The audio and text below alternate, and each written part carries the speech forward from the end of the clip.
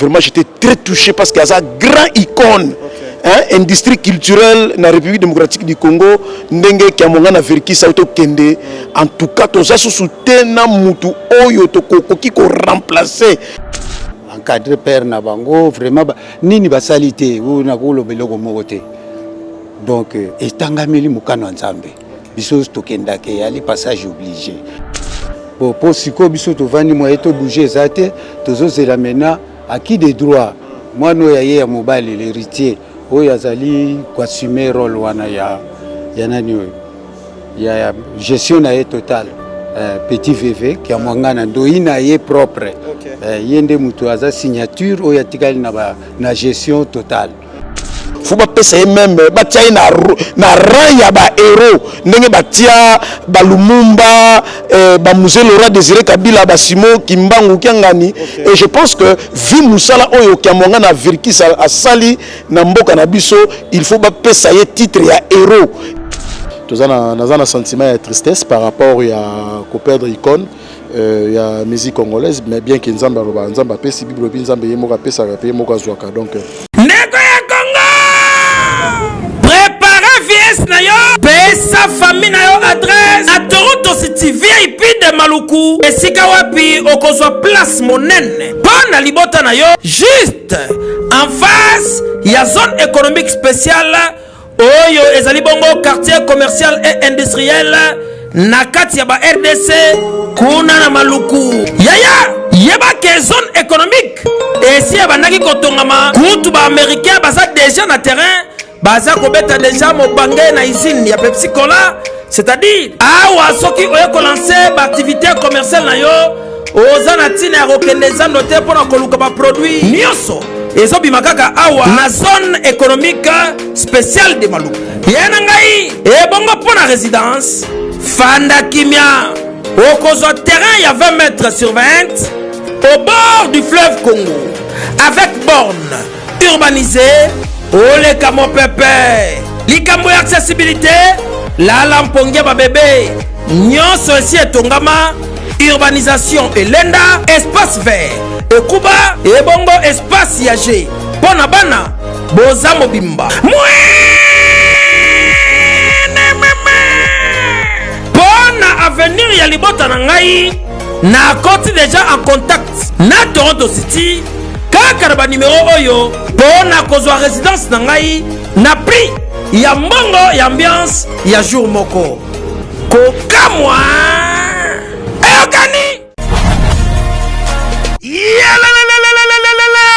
après confinement réouverture yanganda taba chez Jongade awa bokokuta biloko nyonso bolingaka ya kotumba lokola ntaba ya kitoko pe elengi soso ya kotumba ngulu ya kotumba poaso ya kotumba esengeli koyebake chez Jongade bafongolaka kobanda mokolo ya mardi ti dimanche awa nde sika ambiance ezali kolala adresse eza kaka se moko chez Jongade weekend boza deja ya kosepela chaque vendredi bobanda kozwa Suzuki Luzubu 4x4 yende muta kosepelisa bino na ndenge ya kosakana te oza kulia oza komela oza kopina pe chaque samedi ekobanda kozala nde CNN Alligator na ba artiste mosusu bakobanda kosepelisa bino na makinu ya defwa te na bakunga ya kosakana te et puis chaque dimanche sombele suka bisanga nde bokozwa les grands chanteurs Emile alias de Mingongo yende muta ko palola awa boko sentir betue ba ou différence yena Malolo. Oui frère Babi Tchonga futur hein nous te recevons 50 boîtes na Katakin c'est Jomaske soki olingo sala ba réservation obengi na ba numéro oyo pe bako servir yo joli kitoko chez Jongade yango nde moboko ya ambiance na kati ya Paris c'est naturel soit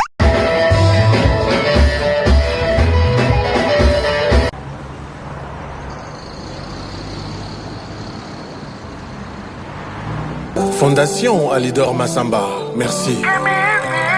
Excellence Yves Bonkolo, Maman Audrey.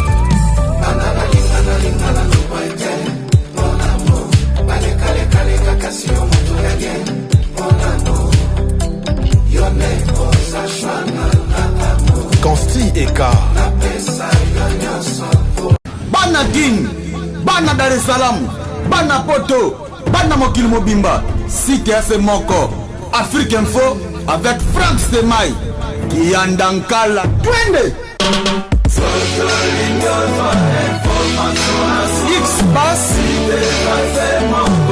Marandura, Frank Stemai.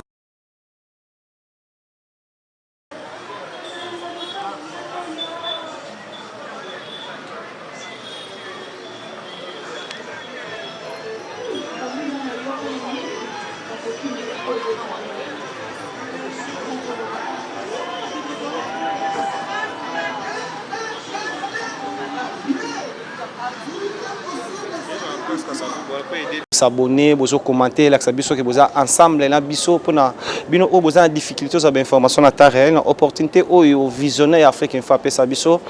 Lui c'est France Temai grâce à notre corridor Chaton Kolo, à merveillement pour les soldats et à Gino Massam pour notre réalisateur de l'émission 100% Star.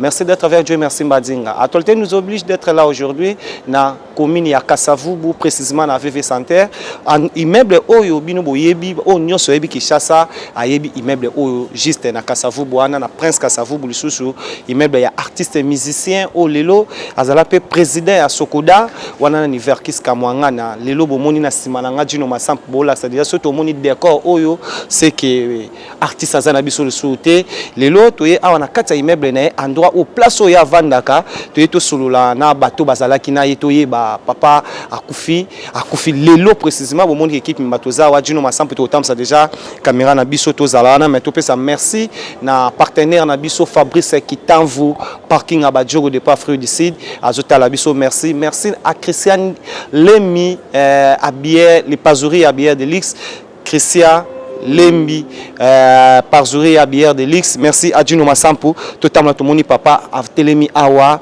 tontoye ba premièrement il est qui qu'est-ce qu'il fait na kata immeuble oyo à qui j'ai dit bonsoir papa bonsoir partout bazota la yo kombono nani ingénieur Mateza technicien à Verkis ngande mnali chargé ya protection à biloko nyos surtout l'année bien technicien waza ingénieur à ce qui par au Italie son ba mamunyo so awa na kata immeuble et na orchestre na ye ouais na technicien orchestre donc à tout ma boya studio pe bazali mais lokole ali ka ekwe kaka brusquement lokole les akamo ekwe li so brusquement donc vraiment tous ça qu'on se retrouver te pour na sala beaucoup de commentaires bon pour siko biso to vandi mo eto bouger zate tozo c'est la maintenant à qui des droits moi no ya mobile l'héritier o yazali kwa assumer rôle wana ya nani we ya gestion na total petit VV qui a mwangana ndoina ye propre yende mutu aza signature o ya tikali na gestion totale to photo yo kamungongo na ye aye sabiso que tala maintenant ezali bwezabu donc lokola yende mutu avandaka na ye yende mutu azalaka na ye à tout moment suivi à santé na ye donc azana ye sur place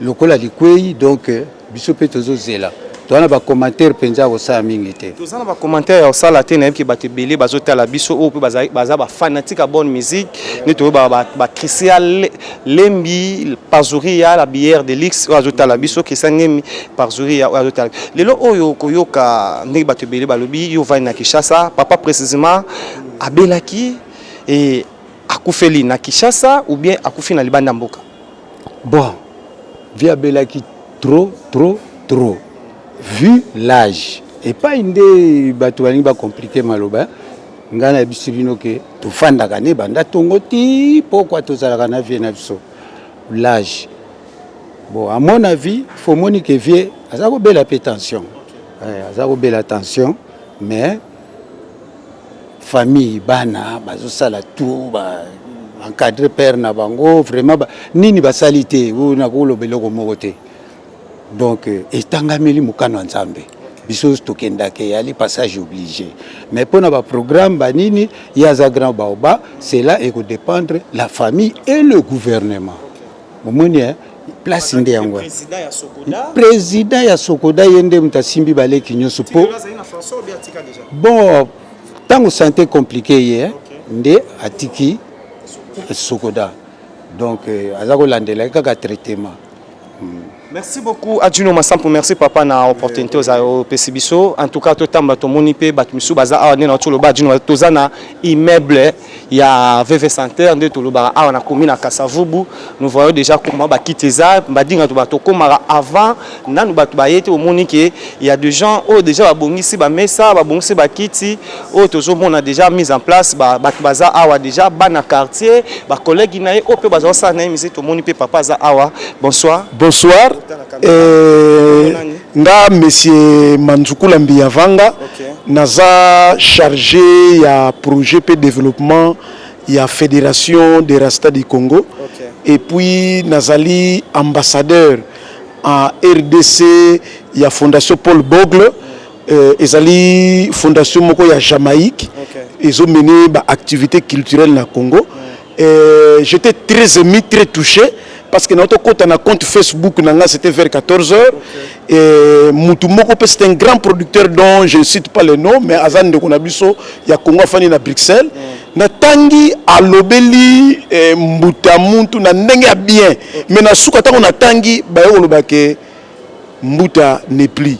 Vraiment j'étais très touché parce qu'il y a une grande icône industrie culturelle dans la République démocratique du Congo ndenge kiamonga na verki sauto kende en tout cas toza soutenir mutu oyo to koki ko remplacer pour na ko soutenir ba effort ya culture na mboka na biso. C'est quelqu'un on a moni même qu'après même Lombo Makiadi faut pas saluer les monuments parce que c'est pas une mutumoko kaka boye ke olali lelo lamuki et puis okomi mutumoko soko sala na kati ya domaine culturel mais que mwanga na verkis c'est un grand et je pense même que tokosenga na gouvernement et puis à président de la République Félix Antoine Tshisekedi Tshilombo faut pas passer même batia na raya ba héros ndenge batia ba Lumumba ba musée Laurent Désiré Kabila ba Simon Kimbangu Kiangani et je pense que vu musala oyo kiamonga na verkis a sali na mboka na biso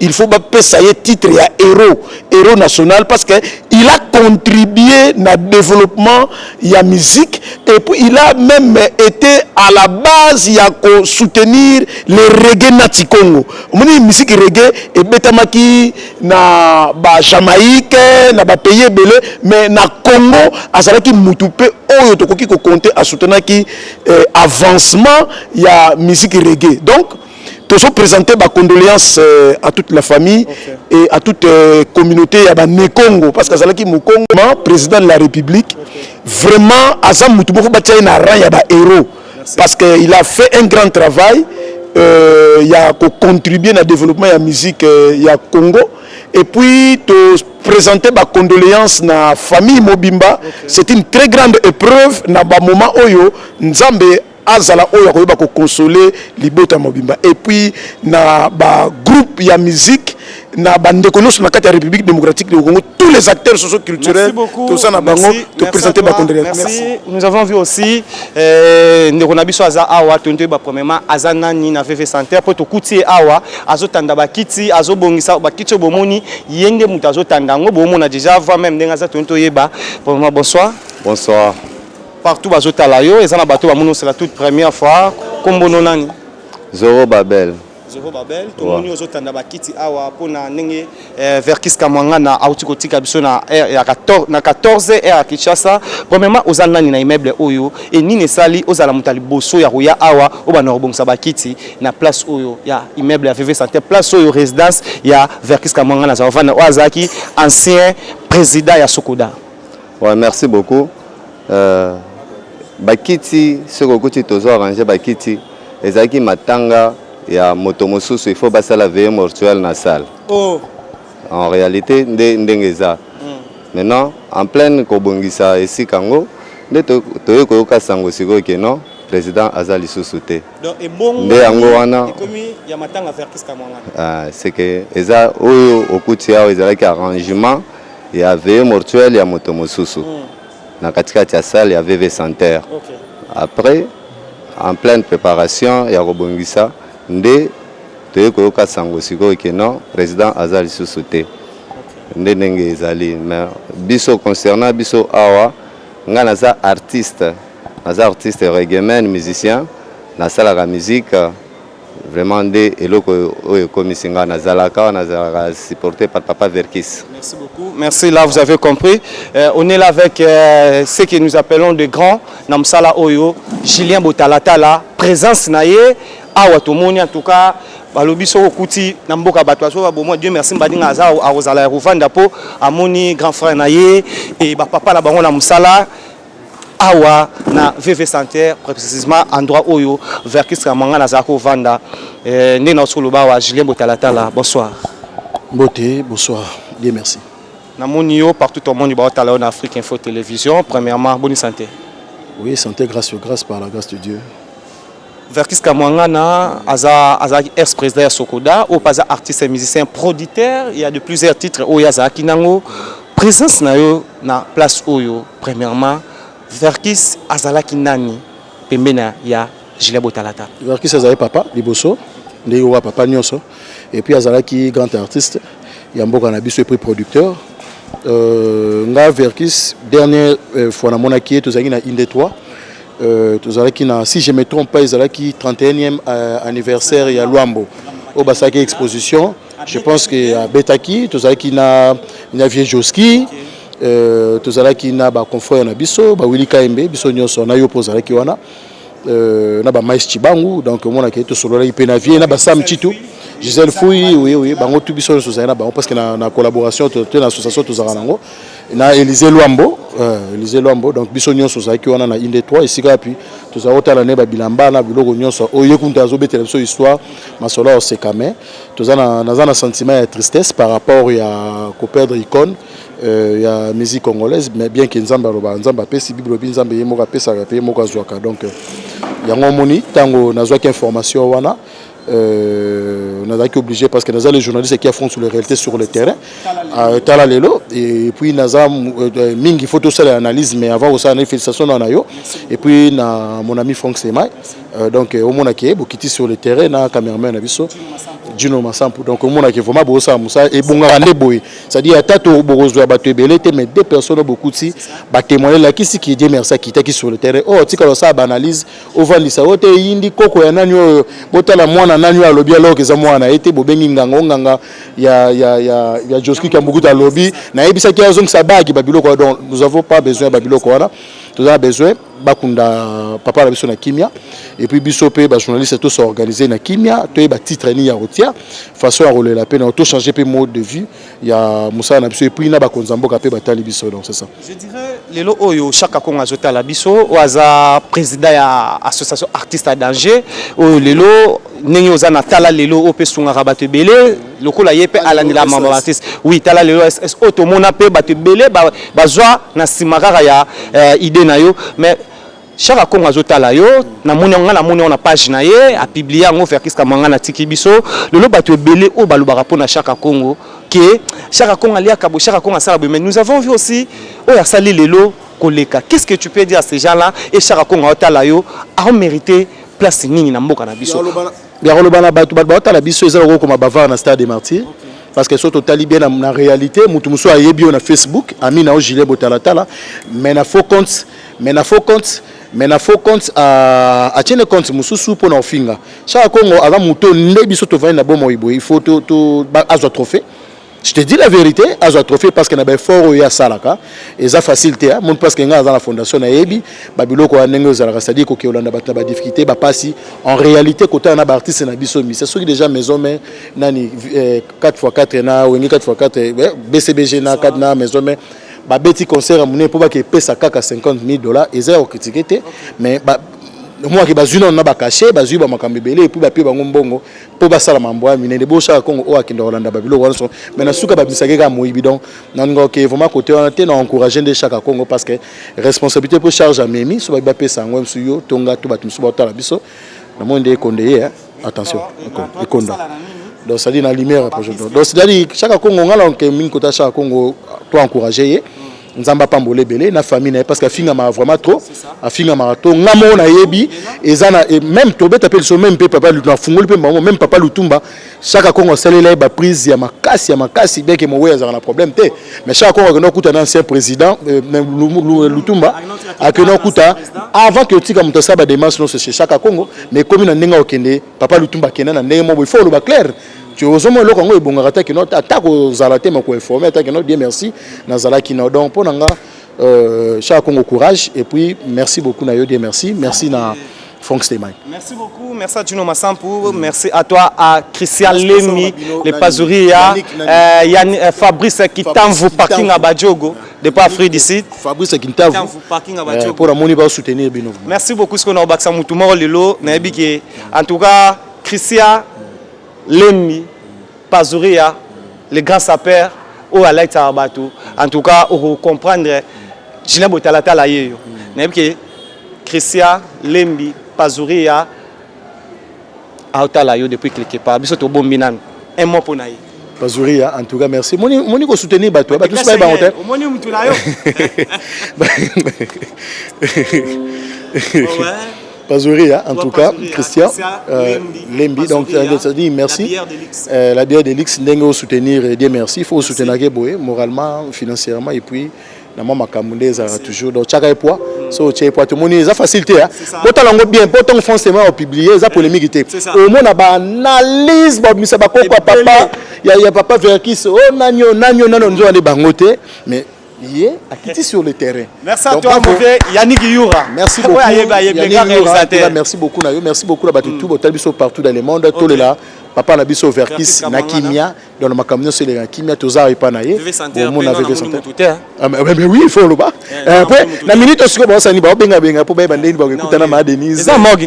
En tout cas, à la CMK, si je ne me trompe pas, si on est Tobiso Solo Laboué, l'effort qui est dans 5 containers. Merci beaucoup. Lui, c'est Julien Botalata, Lelo. Nous avons vu aussi, il y a des gens qui sont là. Tous les interviews na bango, nous avons vu notre papa. Tu peux mettre debout, papa. Bonsoir. Bonsoir. Boni. Vraiment malam muke. Ezana batu ba otala yo kombo nani? Bon, kombo nanga Kingana Dia. OK. Comme on a fait santé awa papa Verkis mkolo immeuble oyo ozaki ancien poza susté ancien président ya Sokoda ozana nani na immeuble oyo et tokutio héros. C'est comme si à façon na yo niveau vandaka.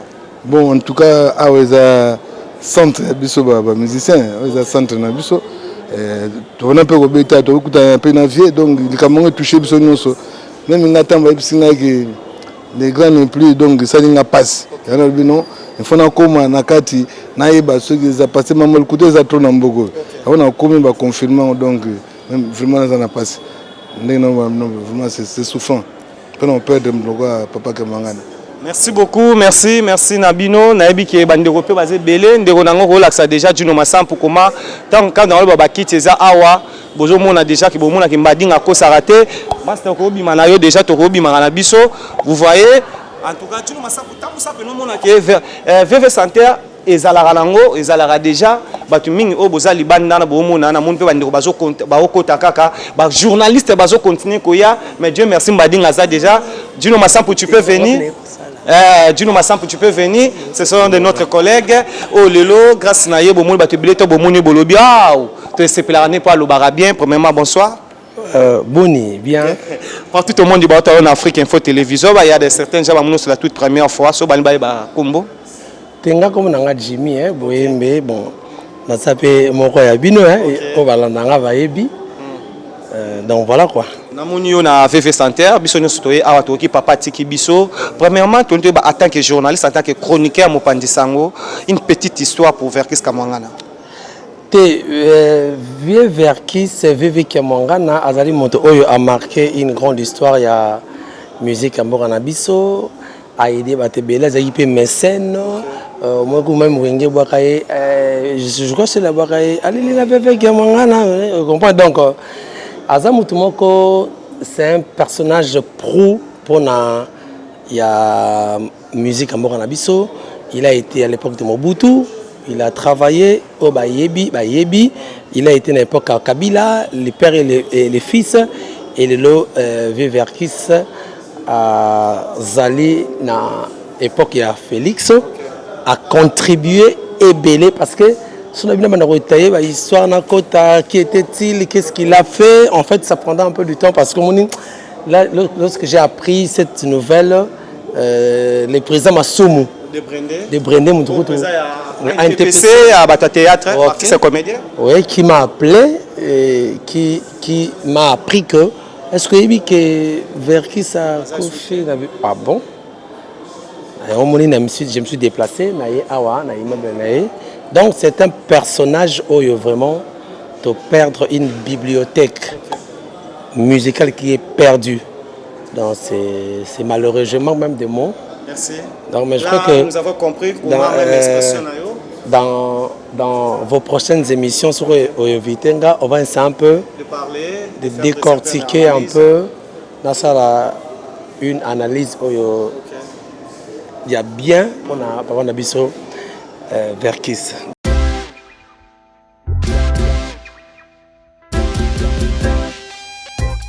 Service spécial covoiturage Paris-Bruxelles, Paris.